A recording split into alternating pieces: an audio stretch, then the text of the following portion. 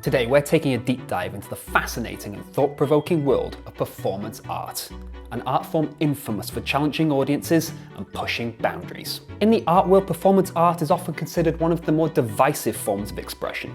But while some may view performance art through a highly skeptical lens, simply asking, what is this? Others praise its ability and desire to disrupt and blur the borders between life and art itself. If this is your first time joining us, welcome to 73 Degree Films. We make a lot of different art and film projects, including performance art, as well as the odd deep dive, like this one, into topics that inspired our projects. So please subscribe if that's the type of thing you might enjoy. Right, let's get into it. Now, before we embark on unraveling the history of performance art, I think it's pretty important to try to define what it actually is. Unlike traditional art forms, performance art is not too concerned with creating a permanent object or something that can be inside a gallery. It's about the act itself. In terms of a dictionary definition, performance art is a time-based art form that involves an artist or other participants performing actions in front of an audience. These actions can be live or recorded, spontaneous or scripted. Performance art encompasses live actions, gestures and interactions by an artist or a group of artists before an audience. These performances can be simple or complex, scripted or improvised. And they often invite audience participation, blurring the line between artist and audience. It's as much about the process and experience as it is about the concept. Symbolically, the artist becomes the art, often using their mind, body and soul as the canvas on which to present their ideas. And that's a radical idea, which would begin to emerge around the mid-20th century, a time when the art world was ready for something unconventional and daring. The roots of performance art can be traced to the early 1910s and 1920s, and in particular movements such as Dadaism and Futurism. Dada, emerging in Zurich during World War I, was an anti-art movement that rebelled against the status quo, embracing absurdity, chance and irrationality. Think of it as maybe a big middle finger to the traditional art establishment, which many Dadaists believed contributed towards the horrors of war. Artists like Marcel Duchamp set on questioning the purpose of their work, turning everyday objects into pieces of art to provoke thought and reaction. Perhaps his most famous piece is the 1917 sculpture Fountain, which is literally a real urinal, laid on its back with a signature added. Yeah. Of course, this piece sparked controversy, with many arguing that it simply wasn't art. But just under 100 years later, in 2004, a poll of over 500 artists and experts decided that this was in fact the most influential artwork of the previous century. Yeah. To be honest, if I've learned anything from my research, it's that the more someone vehemently claims something is not art at the time it's created, the more later on we look back and seem to consider it an important piece of art. So make of that what you will. Futurism, which began in Italy in around 1909, similarly rejected traditional forms, but focused on, you guessed it, the future. Artists like Filippo Marinetti experimented greatly, creating famous word collages, but also live performances, often using noise, aggressive language and provocative things to sort of stir an audience, challenge convention and shock people into new perspectives. Boom boom. Ammutinamento di 500 echi per affannarlo, sminuzzarlo, sparpagliarlo all'infinito. Crucially, both movements laid the groundwork for performance art by rejecting traditional forms. These movements were true precursors, blurring the line between artist and audience, between art and reality. And moving ahead into the 1950s, I'd like to highlight a particularly favourite piece of mine, which I believe also contributed to this momentum as time moved on. In 1952, composer John Cage, known for his revolutionary approach to music, created his composition 433, in which a pianist sits at a piano for 4 minutes and 33 seconds and plays nothing. Yeah.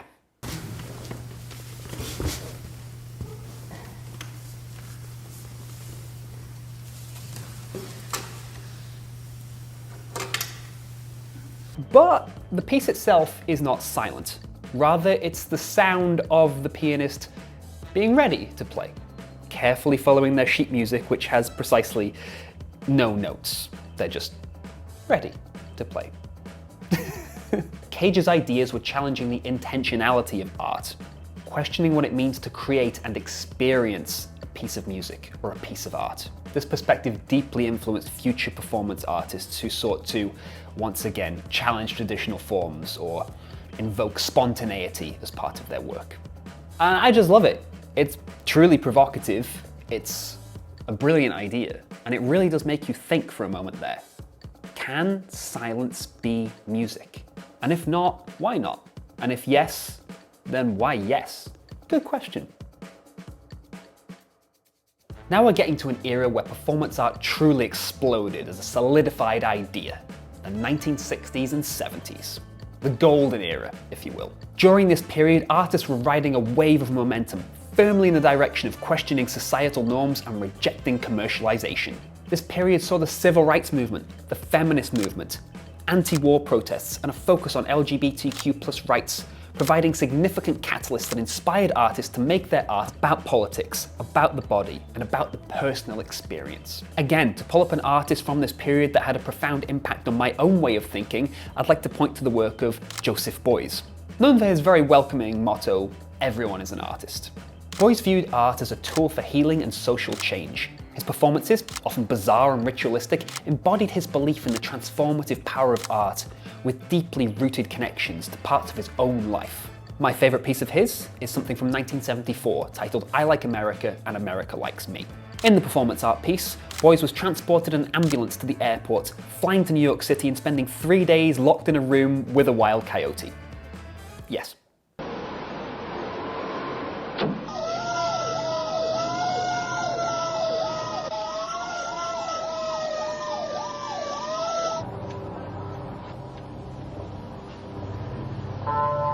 After those 3 days, he went back in the ambulance back to Germany and would never return to the US again in his lifetime.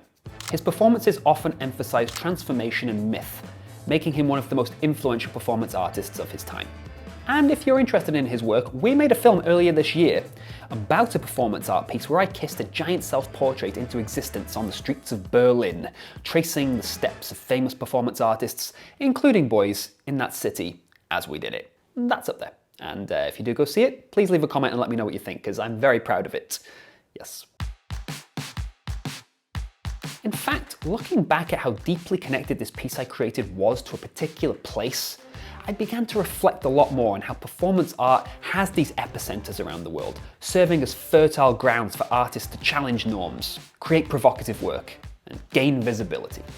Berlin was indeed an influential hub. With its complex political backdrop and division between East and West, Berlin became a canvas for radical self-expression and social commentary. The city's unique atmosphere helped nurture the careers of certain artists, including Joseph Beuys, supported by key curators like René Bloch.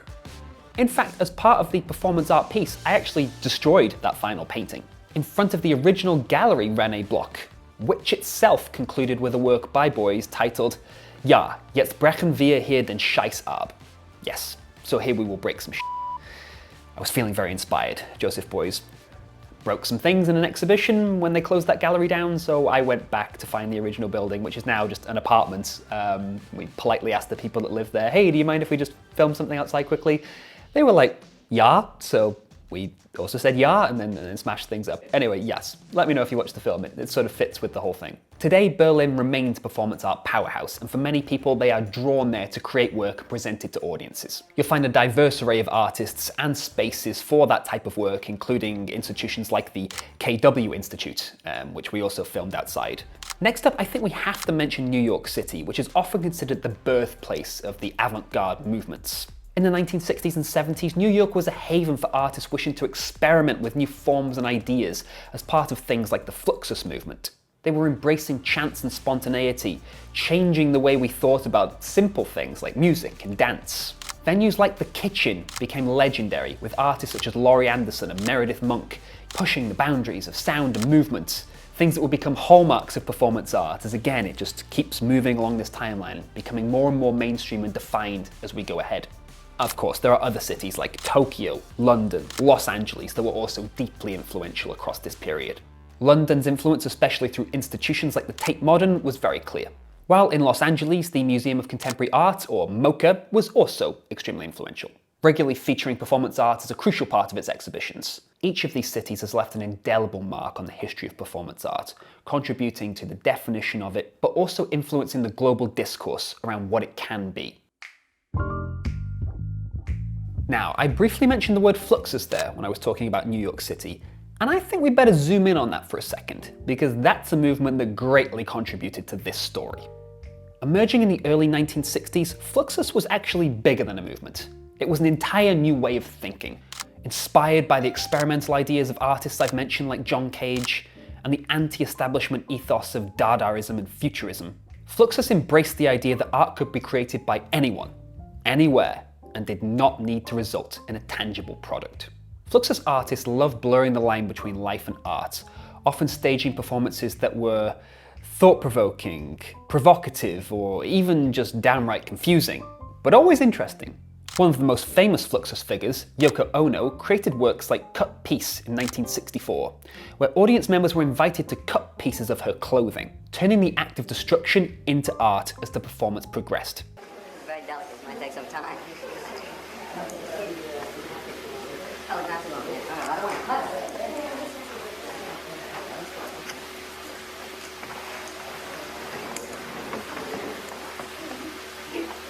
Another key Fluxus artist, Nam June Paik, brought a technological twist to the movement, using televisions and video art as part of his performances. In one piece, Paik used a violin as a paintbrush, literally smashing the instrument while playing it. His playful destruction was quintessential Fluxus, challenging the conventions of music and art in one stroke. Well, quite a brutal stroke, I guess. Fluxus events were often referred to as happenings, or scores, a set of simple instructions that anyone could follow. For example, George Brack's drip music instructed performers to let water drip from a container, both banal and profound, depending on your perspective.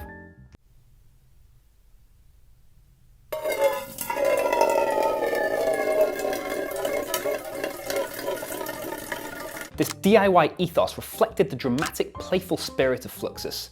Art wasn't something to be confined to museums and white-wall gallery spaces. And neither was it for the elite. It was for everyone, anywhere. Remember? It was woven into the everyday fabric of life. And though often light-hearted, Fluxus carried deep philosophical undertones, questioning the nature of art and who gets to define it. By embracing humour, chance and collaboration, once again, Fluxus helped lay the groundwork for the future of performance art.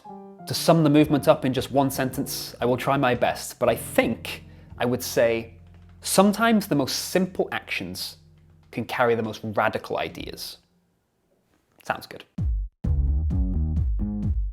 Now, I've mentioned a lot of artists already at this point, but if there is one name that sticks out more than any other in the history of performance art, it has to be Marina Abramović. Often referred to as the grandmother of performance art, Abramović has dedicated her career to exploring the relationship between performer and audience, as well as very much testing the limits of the human psyche and body. In her 1974 piece Rhythm Zero, Abramović stood passively for 6 hours beside a table with 72 objects, ranging from a rose and honey to a whip, scalpel, and even a loaded gun. The audience was invited to use these objects on her however they wanted, and as the performance went on, the audience became increasingly aggressive. They would even cut her skin and press that gun to her head. Yikes. The piece revealed disturbing truths about human nature and vulnerability as Abramović pushed the boundaries of trust and control. Abramović's works are often intense, and sometimes frightening, like that one. But they've been groundbreaking in redefining art as something deeply personal, transformative, and interactive. She's done everything from walking the Great Wall of China, to cleaning bones at the Venice Biennial, to breathing in and out of another artist's mouth until they both reached the verge of passing out. Perhaps her most famous piece came in 2010 at the Museum of Modern Art in New York City, titled "The Artist is Present." This was actually part of a retrospective of her work at the museum, where a group of young artists were recreating some of her more famous pieces from throughout her life to that date. Inside the new piece, The Artist is Present, she sat still for hours on end, inviting audience members to queue up and then spend time sitting directly opposite her in silence. In total, she sat for 736 hours and 30 minutes across the entire 3 months of the exhibition. the piece drew international acclaim and solidified her role as a living legend of performance art. And it also ultimately resulted in a great documentary, which is available online, I think, if you want to find it. Very cool. Same name as the piece. The artist is present. Given the importance of the Museum of Modern Art in New York supporting that piece by Marina Abramović, I feel like this is a good moment to reflect on how certain institutions have helped bring and support performance art into mainstream consciousness over time. Of course, you may have noticed at this point that this is an art form that is not necessarily too caring about that type of support. It can happen anywhere, by anyone. Why do we need a white gallery space to do that? In fact, quite often, many of these performances are rallying against the very idea of that space needing to exist to support art to begin with. But the institution did support it, eventually. But why I think it's important to note some of these institutions here is because after years of banging on the door to even be considered art, performance art is now being presented in spaces typically reserved for fine art and other art forms that would be considered extremely mainstream. So that convergence over time, it just means something. Acceptance. Whether the artist liked it or not, it was happening, finally. MoMA not only showcased performances by artists like Yoko Ono and Marina Abramović, but they also documented and archived these works, helping preserve the history of the art form for future generations. In the UK, where I'm recording this video, the Tate Modern has also played a crucial role. It has dedicated spaces like Turbine Hall where monumental works have been able to be displayed and performed, including performance art pieces. London's Institute of Contemporary Arts, the ICA, also has ongoing support for performance art. And in Europe, like I mentioned earlier, in cities like Berlin, we have these galleries like the KW Institute that today are still supporting these artists and this art form. Back to our timeline, and in the 1980s, performance art was expanding in scope yet again. The introduction of video and multimedia in this period transformed the possibilities for artists, allowing them to document their performances, reach wider audiences, and incorporate new technologies in their work. Artists began to explore themes more deeply, such as consumerism, identity, and technology in ways that spoke to audiences about the shifting and ever-changing cultural landscape. One piece I find particularly intriguing from this period is 1 Year Performance by Tate, where he set out to simply punch a time clock, once every hour on the hour for an entire year. Yes. In the end, he clocked in 8,666 times, which, if you're counting, is exactly 94 times short of once every hour for the full 365 days. And that's because he slept through those 94 by accident. It hurts my head just thinking about that. Imagine having to wake up for an entire year every hour. That's crazy. Many of these pieces are crazy, but that one feels particularly torturous to me for some reason. I'd rather walk the Great Wall of China, I think, than not sleep for a year. Other artists making boundary-pushing work at this period included Chris Burden, who had once previously in a piece in 1972 actually got shot.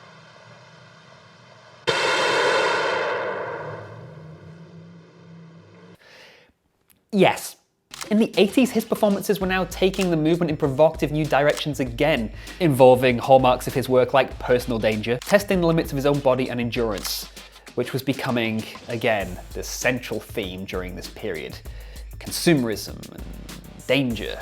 And speaking of using the body, a key figure in performance art as we move into the 90s is an artist called Orlan. The French artist became famous for her performance surgeries, using her own body as a canvas to critique beauty standards ahead of her time.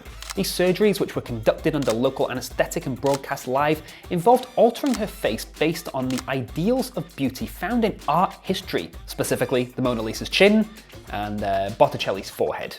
This bold work not only blurred the line between performance and life, but also asked searing questions about the commodification of the body and the expectations of society placed on women. In the United States, Guillermo Gómez Peña and Coco Fusco staged provocative performances that explored cultural identity and colonialism.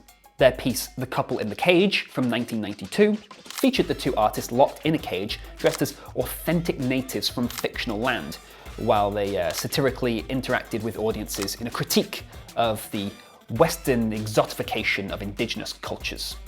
This work exemplified the era's interest in deconstructing power dynamics and attempting to expose ingrained societal biases. There's a lot going on in the 80s and the 90s, wasn't there? Wow. As we make our way straight through into the new millennium, we begin to see a convergence of ideas between performance art and the mainstream culture of the time. In particular, I am fascinated with the rise in reality television from this period. And it's clear to me how the two things influenced each other. Shows like Big Brother, Survivor, and The Real World put real people into staged environments, prompting them to act out against scripted realities or react spontaneously to semi-engineered scenarios, shall we say. Now, bear with me, as I know it could seem like a bit of a stretch, but I'm going to try. Like performance art, these shows sought to blur the line between reality and performance, exploring human psychology in controlled yet provocative ways. They portrayed themes of vulnerability, conflict, and emotional endurance. Are you gonna hit me? Do you want it? I don't want Because you're to. asking for it. You're dying for it. Core elements of performance art, and adapted them for mainstream audiences. Are they dead? And while not all reality television aligns with the ideals and thought process of performance artists, some shows do feel closer than others in spirit. And indeed, if we're going to look at some direct examples, we can see the influence of reality television on the work of some performance artists of the period, such as Vanessa Beecroft. Her live installations blended fashion, voyeurism, and endurance, with models standing still for hours in structured arrangements. These performances evoked the artificiality of hypersurveillance, and have even been called living paintings. Additionally, in this period, the work of Santiago Sierra is, again, similarly aligned, as it also involves stage scenarios, like paying low-wage workers to participate in minimalist performances as a commentary on labour exploitation. You'll find articles online comparing the work of those two artists and many others who are really pushing boundaries of what might be acceptable, towing the line. In the 2010s, the rise of video, live streaming, and social media platforms radically changed performance art. How can I see how many people are watching? You currently have 20,160. Oh, Opening it up to a global audience and allowing artists to reach viewers in unprecedented numbers and ways. Suddenly, artists could live stream performances, upload experimental videos quickly. What? And engage directly with followers around the world. Again, blurring the line between artist and audience, between the physical and digital world too. And if you've learned anything from this essay so far, it's probably that the artists, well, they like to blur lines. Performance art was becoming more accessible, more interactive, with audiences able to comment and interact in real time, providing immediate feedback and sometimes even directly guiding the direction of the performance. Artists like Amalia Ullman took advantage of this new landscape. Perhaps best known for her Instagram performance Excellences and Perfections, where she staged an online persona that blurred fact and fiction, critiquing social media and its influence on self-image. The piece was groundbreaking, and not only because of its poignant commentary, but because it unfolded in a medium where audiences couldn't immediately recognize it or label it as art. YouTube in particular has opened the door for millions of people to experiment with performative expression. From vlogs, which border on performative confessionals, the platform has helped popularize the idea of constantly living on display, creating a generation far more familiar with performative self-expression than previous ones. Meanwhile, live streaming platforms such as Twitch helped introduce that real-time interaction element, allowing performance artists to engage with audiences globally, a shift that artists continue to explore today. Let's take a silly example maybe, but with everything that you've learned about performance art, when you look at something on a platform like YouTube, such as Mr. Beast, saying the name Logan Paul 100,000 times in a row on a video, can you really argue that that's not performance art? And if you're unsure, can you really argue that that is performance art? I love these questions. I really do. Or maybe it's just a stupid video on the internet. Moving into the 2020s, and the rise of additional platforms such as TikTok has continued the trend of online creators publishing performance art pieces in video format en masse, often without even realizing or labeling that they're doing that. In fact, when I consider the idea of trends in the 2020s and what that means on a platform like TikTok, where even a snippet of audio or a simple action gets repeated, shared, repeated, shared, repeated, shared, it's hard not to be able to link this to, again, the history of performance art. I mean, again, just to take an even stupid example that I've seen very recently in 2024, there's this trend of people going up to police officers, asking for their name and badge number, and then when they're given it as part of their rights as a citizen, they repeat to the police officer the phrase, "Good boy." What's your name and badge number? My name? Yeah. Officer 5-0. All right. And what's the badge number? 442. Good boy. And that's just like ridiculous, okay, of course, but what it also really is, as it spreads like wildfire, this sort of memification as it flies around the world, I think speaks to something slightly deeper. Is it quite possibly a piece of performance art aimed at examining the power dynamic between the public and the people paid by the public to protect them? Maybe. But then what about other activists? What about Just Stop Oil, for example? Yeah, you can see how, again, the borders get blurry. As technology continues to advance in this decade, performance art does too. And there are plenty of examples of artists already playing with artificial intelligence, virtual reality technologies, and more. These tools help open up exciting new possibilities for artists to further immerse audiences into the experience they're creating, making the artwork interactive on an even deeper level. Some artists like Yan Cheng have created live simulations that use AI to create evolving digital ecosystems, where the artist sets up parameters for the audience to sort of exist inside. The software generates unique, ever-changing scenarios. This approach aligns with the performance art ethos of underlining the act of creation as an experience rather than a static product. Another artist, Sofia Crespo, uses AI to create virtual otherworldly organisms, which viewers can interact with in a digital space, making the audience part of the art in, again, a literal digital environment. We also have some examples of virtual reality performance art pieces that are helping audiences step into a fully immersive experience and transforming them from passive observers to active participants digitally. Very famous performance artists, like we've already mentioned, including Marina Abramović, have also played with these technologies and created VR pieces. Often these pieces are creating a sort of version of intimacy that I feel is not quite as possible with a phone screen or a computer screen. When you're wearing a headset and you're kind of there's just something more visceral about it, although for me personally, I've never really loved any performance art pieces I've seen in VR. Ultimately, these new technologies are not just helping to expand the scope of performance art, but they're also helping us to reconsider the nature of experience and presence. In a near future, which I'm sure will continue to be filled by screens, performance art does seem to be heading into this sort of hybrid digital unknown space in between, sort of mixing fantasy and reality, which I think is an interesting place. Of course, there will be plenty of pieces that are just physical and plenty that are just digital too. But this middle, yeah, I think it's an exciting ground. Performance art has always been a mirror to our times, capturing, critiquing, and transforming our relationship with society, technology, and self-expression. From the gritty streets of 1970s New York to these new immersive VR worlds, it has continuously evolved, but its core has always remained the same. So, whether it's through a live stream performance, an AI-generated simulation, or a TikTok trend, I think one thing's for sure. Performance art will keep challenging us, surprising us, and urging us to look a little closer at the art of being alive.